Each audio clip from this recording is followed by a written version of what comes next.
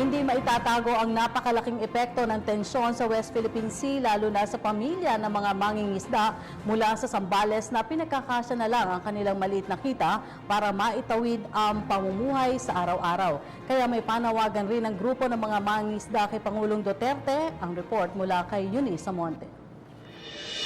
Ang ulam na ito ay paghahatian ng maraming pamilya ng mga mangingisda sa Tent City. Epekto pa rin ang paghihigpit ng China sa mga mangingisda na naghahanap buhay lamang sa Scarborough Shoal.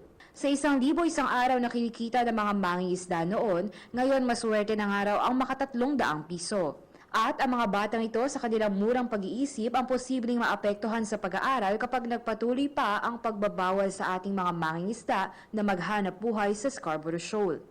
Malaking epekto sa mga pamilya namin, lalo na sa mga anak namin na nag-aaral. Kasi diyan lang kami kumukuha na talaga ng ikabubuhay sa pamilya namin. Sa mas lumalalang tensyon sa pagitan ng dalawang bansa, di maitatanggi na ang pamilya ng mga mangingisda ang pinakaapektado sa lahat.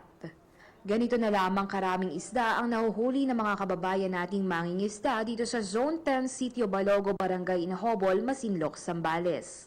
Kung dati-rati ay punong-puno ng huli ang mga banyerang ito, ngayon ay mangilan-ngilan na lamang. Ayon sa mga residente rito na kung tawagin ay Visayas Community of Fishermen, bumagsak ang kanilang kabuhayan matapos tumaas ang tensyon sa pagitan ng China at Pilipinas, kaugnay pa rin ng issue sa West Philippine Sea.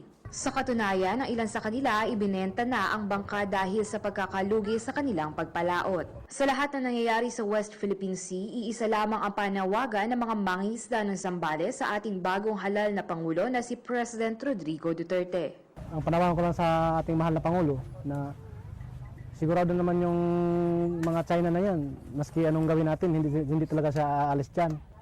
Ngayon, wala pang go signal dito sa local government namin na pupunta kami dyan sa bahuran na yan. Siyempre kami kinakabahan din. Kaya panawagan namin sa mahal na Pangulo na kung halimbawa man na pupunta kami doon, na sana hindi na kami harasin na pamangisda kami doon sa Scarborough kasi diyan lang kami nabubuhay. Diyan kami kumukuha ng pangsuporta sa pamilya namin. Hiling ng ating mga kababayan na mangingisda, agarang solusyon sa kanilang problemang tinatamasa ngayon. Para sa PTV News, Eunice Samonte. Hi! Ako si Ria Fernandez. Mag-subscribe na sa PTV YouTube channel. I-click lang ang subscribe button.